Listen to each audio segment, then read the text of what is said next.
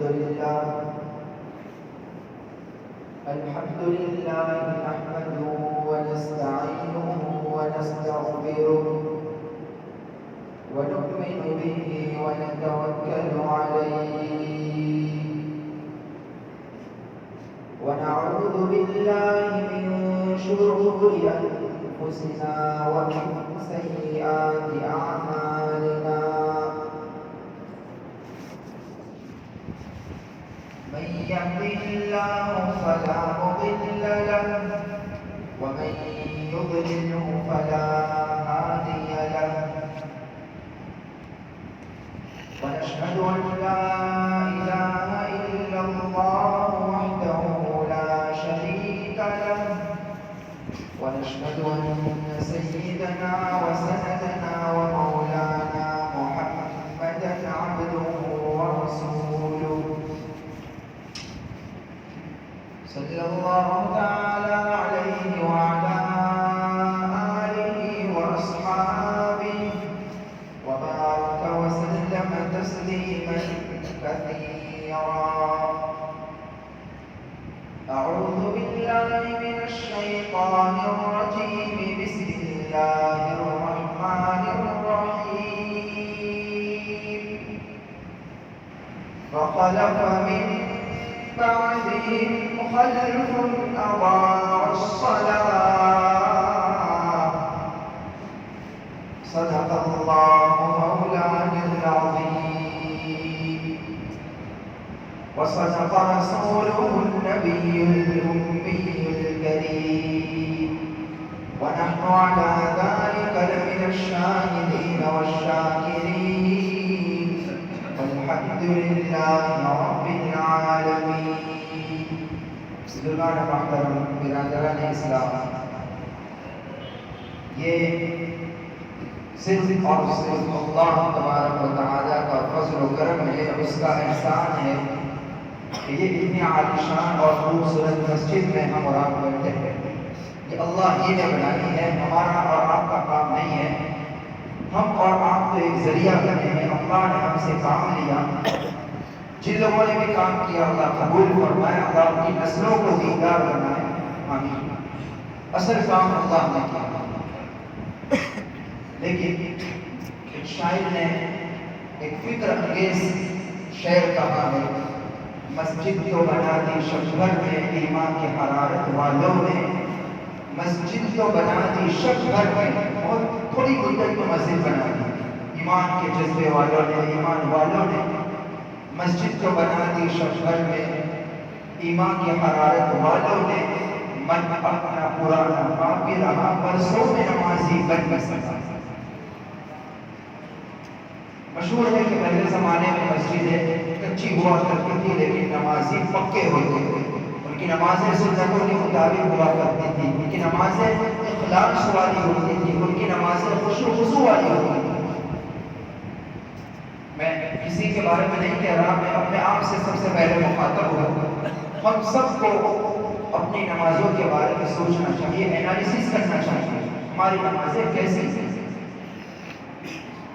یہ کتنی عالیشان اور خوبصورت مسجد ہے. اسی خوبصورتی کے ساتھ ہمیں اپنی نمازوں کو بنانے کی کوشش کرنا چاہیے. بلکہ یہ زیادہ اہم ہے، یہ زیادہ ضروری ہے اور یہ اصل چیز ہے کہ ہم اپنی نمازوں کو بھی ایسے خوبصورت بنائیں. ہم جائزہ لیں، انالیسس کریں اپنی نمازوں کا کہ ہماری نمازیں کیسی ہیں. سب سے پہلی بات تو یہ ہے کہ عام طور سے عام مسلمانوں کا حال یہ ہے کہ نماز پابندی کے ساتھ ادا کرتے ہیں. اتنے سارے مسلمان ہیں، ہزاروں مسلمانوں کا مجمع ہے، لیکن مسجد میں آنے والا مجمع بہت تھوڑا سا. کوئی 2، 5، 10% نمازی ہے، باقی سارے نمازوں میں نہیں آتے. یہ ایک الگ موضوع ہے. اس سے پہلے آپ کئی بار اس کی کہانی سیکھ چکے ہیں. ابھی ایک اور موضوع آپ حضرات کی خدمت میں پیش کرنے کا ارادہ ہے. وہ یہ کہ ہم جو نمازیں پڑھتے ہیں، جو نمازی حضرات ہیں، ان لوگوں سے کچھ گزارش ہے. پہلی کمی اور کوتاہی میری اللہ معاف فرمائے عام مسلمانوں کی نمازوں میں یہ ہوتی ہے کہ ہماری نمازیں سنت طریقے مطابق نہیں ہوتی، حتیٰ کہ نماز شروع کرنے سے پہلے سب سے پہلا مرحلہ ہے نیت، اس سے بھی پہلے کی چیز ہے وضو، وہ بھی سنت طریقے کے مطابق نہیں ہے۔ اس کے بعد نیت کا معاملہ ہوتا ہے، نیت کے بارے میں شریعت کا کیا حکم ہے، عام طور سے اس سے بھی عام لوگ واقف نہیں ہوا کرتے۔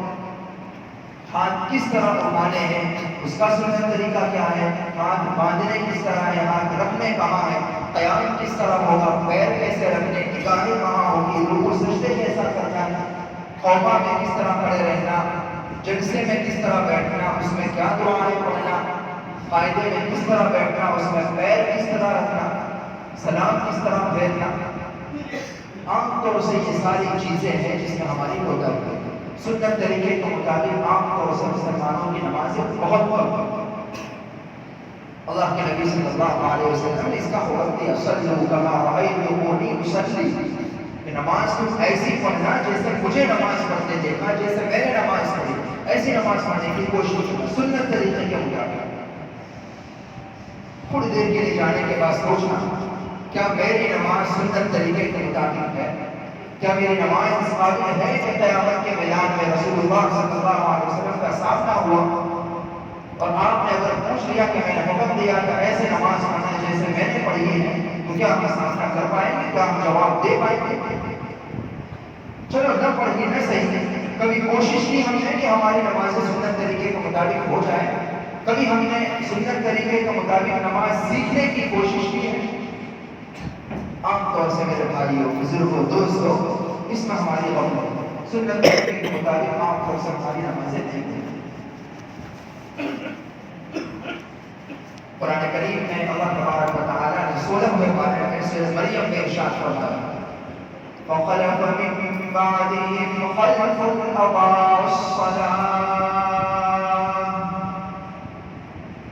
بڑے بڑے پیغمبروں کا ذکر فرمایا، حضرت ابراہیم، حضرت اسماعیل، حضرت اسحاق، حضرت موسیٰ، حضرت ادریس وغیرہ علیہ السلام، ان کا ذکر فرمانے کے بعد یہ آیت کریمہ فرمائی، وَخَلَفَ مِن بَعْدِهِمْ خَلْفٌ أَضَاعُوا الصَّلَاةَ، کہ ان نفوس قدسیہ کے بعد، ان پاک پیغمبروں کے بعد، ان عظیم ہستیوں کے بعد ایسے لوگ پیدا ہوئے، ایسے لوگ آ گئے جن میں دو بڑی بڑی خرابی ہیں۔ ان میں ایک خرابی ہے اضاعوا الصلاۃ، انہوں نے نمازوں کو ضائع کر دیا، نمازوں کو ضائع کر دیا۔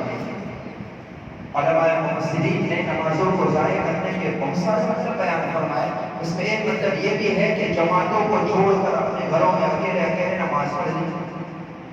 دوسرا مطلب یہ بھی ہے کہ نماز کو اپنے وقت سے مؤخر کر دیا، وقت کا کوئی لحاظ نہیں رکھا، کبھی نماز قضا بھی کر دی۔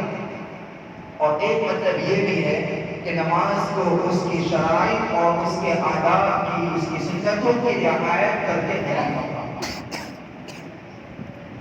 جو سنت طریقہ ہے، جو نماز پڑھنے کی شرائط ہے، جو نماز پڑھنے کے آداب ہے، اس کو ملحوظ نہیں رکھا، اس کو دھیان میں نہیں رکھا، آداب کو اور سنتوں کو چھوڑ کر نمازیں پڑھی۔ علماء مفسرین میں سے بعض نے اس کو بھی اس آیت کریمہ کے تحت شامل فرمایا ہے کہ یہ بھی وہ لوگ ہیں اس میں شامل ہے جس کے بارے میں اللہ پاک نے فرمایا اضاعوا الصلاۃ، انہوں نے نمازوں کو ضائع کر دیا۔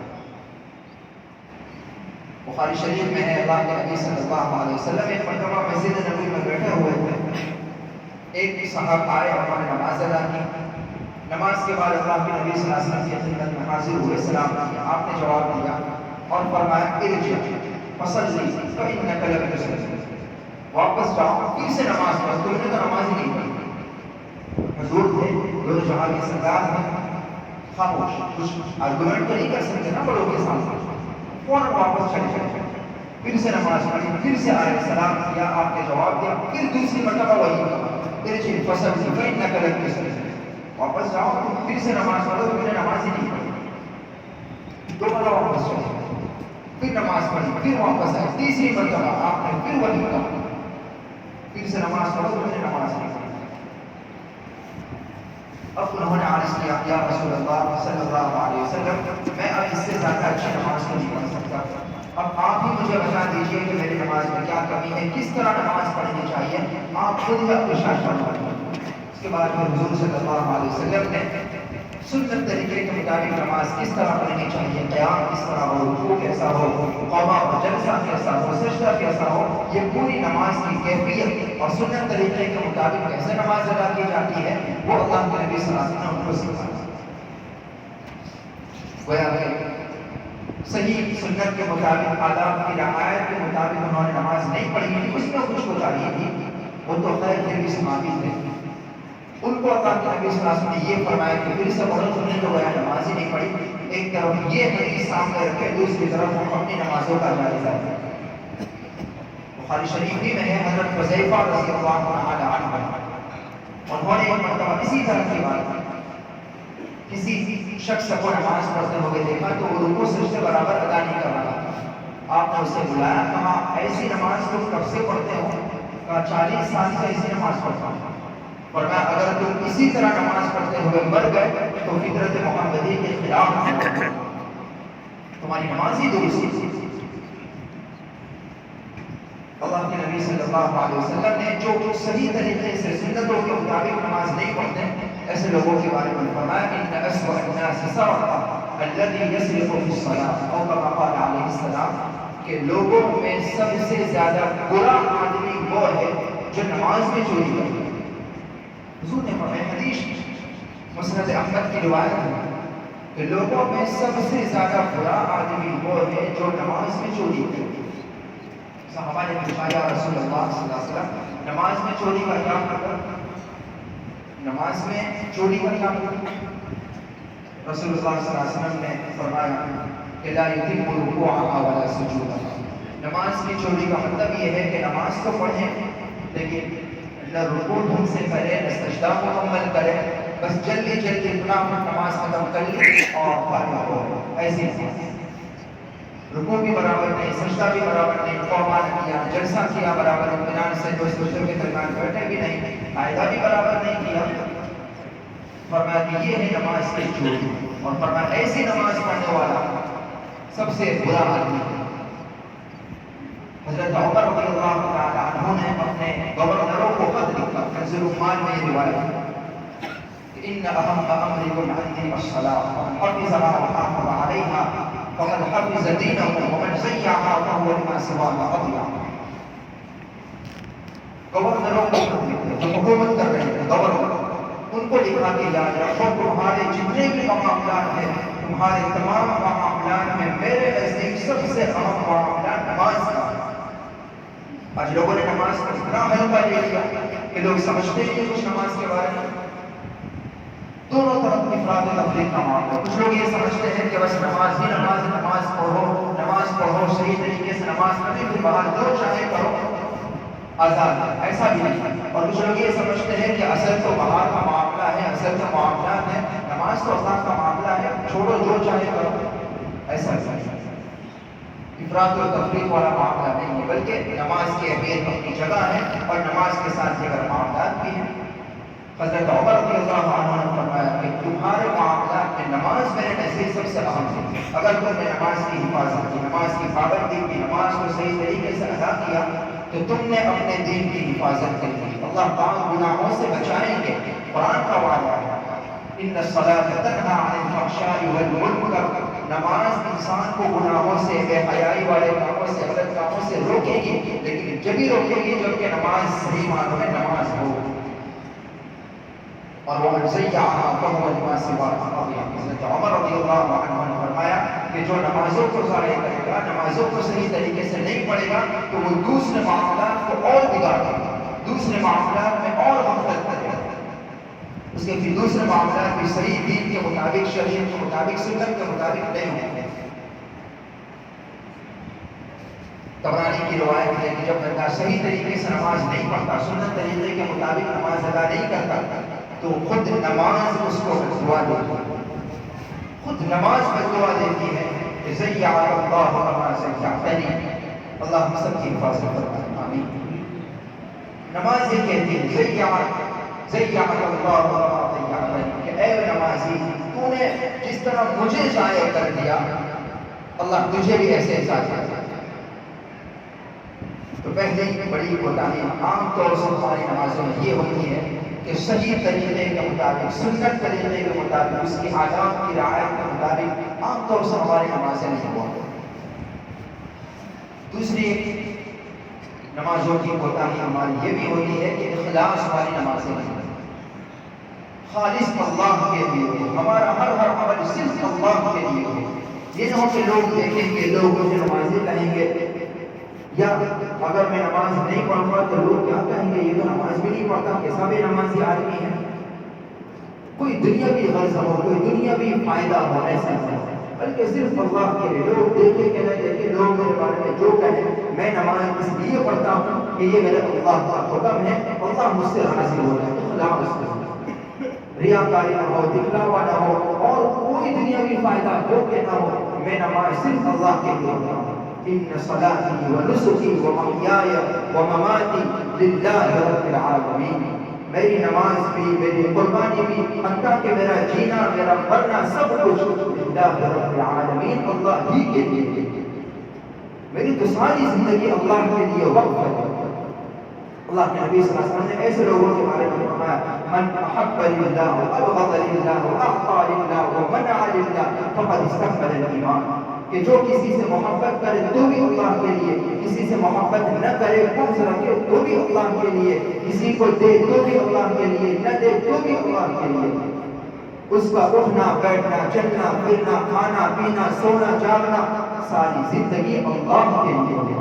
فقد استكمل الایمان، آقا نے فرمایا اس کا ایمان تو مکمل ہوگا، وہ ہے صحیح معنوں میں کامل اور مکمل ایمان والا۔ اخلاص والی نماز، ہماری نمازوں کا حال اللہ معاف فرمائے، اللہ معاف فرمائے۔ ریاکاری والی ہماری نمازیں، دکھلاوے والی نمازیں۔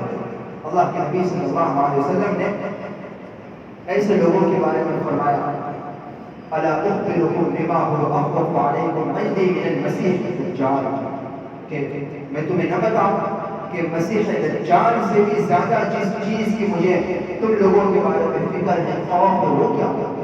دجال سے بھی زیادہ جس چیز کے بارے میں خوف ہے مجھے، وہ ہے شرک خفی۔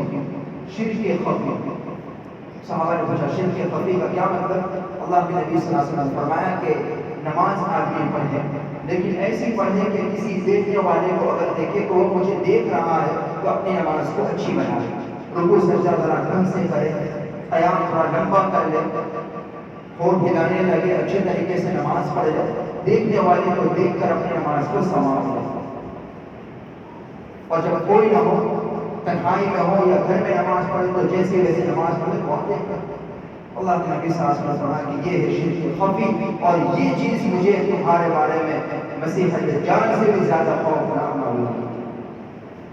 شاعر نے نمازوں کے بارے میں بڑا جھنجھوڑنے والا شعر فارسی زبان میں ہے، بس زمین چو سجدہ کردم ز زمین ندا میں آئی، بس زمین چو سجدہ کردم ز زمین ندا میں آئی، کہ برا خراب کر دی تو بس سجدہ کری آئی۔ بہت عجیب بات شاعر نے کہی۔ شاعر اپنے تخیل میں کہتا ہے کہ جب میں نے سجدہ کیا زمین پر تو زمین یہ پکار اٹھی، زمین سے یہ آواز آنے لگی کہ او ریاکار بندے تو برا خراب کر دی بس سجدہ ریائی، کہ تو نے ریاکاری والا سجدہ کر کے مجھے خراب کر دیا۔ اللہ حفاظت فرمائے ہماری نمازوں کو، اللہ تعالیٰ درست فرمائے۔ یہ دوسری خرابی ہے ریاکاری والی نمازیں، اور تیسری خرابی عام طور سے یہ ہوتی ہے کہ نمازوں میں خیالات، ہماری نمازیں خوشو خضو والی نہیں ہوتی، ادھر ادھر کے خیالات، بلکہ اس سے بڑھ کر اللہ معاف فرمائے گندے خیالات ہر نماز میں آتے ہیں، چونکہ وہی دن رات موبائل میں، سڑکوں پر وہی مناظر ہماری آنکھوں کے سامنے ہوتے ہیں۔ نمازوں میں بھی اللہ معاف فرمائے گندے خیالات تک نماز میں آ جاتے ہیں۔ غفلت والی نماز ہے جو قرآن نے منافقوں کے بارے میں فرمایا، ان المنافقین یخادعون اللہ وهو خادعهم واذا قاموا الى الصلاة قاموا کسالى یراؤون الناس، لوگوں کو دکھانے کے لیے اور غفلت والی نماز پڑھتے ہیں۔ نماز میں ادھر ادھر کے خیالات ہمیں آتے رہتے ہیں۔ اللہ ہم سب کی حفاظت۔ یہ کچھ باتیں ہیں جو ہماری نماز کی کوتاہیوں اور غفلت کے بارے میں تھی۔ اس کا مطلب یہ ہرگز نہیں ہے کہ ہم نمازیں پڑھنا چھوڑ دیں۔ یہ باتیں اس لیے نہیں بتائی گئی کہ ہم نمازیں ہی چھوڑ دیں۔ جو لوگ نمازیں سرے سے پڑھتے ہی نہیں، ان کے مقابلے میں تو لاکھ درجہ اچھا ہے کہ کم از کم اللہ کے سامنے کھڑے ہو جائیں، یہ باتیں اس لیے بتائی گئی کہ ہم اپنی نمازوں کو درست کریں، ہم اپنی نمازوں کو سنت طریقے کے مطابق ادا کریں، اخلاص والی پڑھنے کی کوشش کریں، خشوع اور خضوع والی نماز بنانے کی کوشش کریں، تب جا کے انشاءاللہ تعالی ہمیں ہماری نمازوں کا حقیقی فائدہ حاصل ہوگا، زندگیوں میں چین، سکون اور برکتیں آپ خود محسوس کرو گے، یہ اللہ رسول کا وعدہ ہے۔ نمازوں کو سنت طریقے کے مطابق کس طرح ادا کی جائے، نماز میں اخلاص اور خشوع اور خضوع کس طرح پیدا کیا جائے، انشاءاللہ تعالی آئندہ ہم سنیں گے۔ اللہ تعالی توفیق عطا فرمائے۔ چلے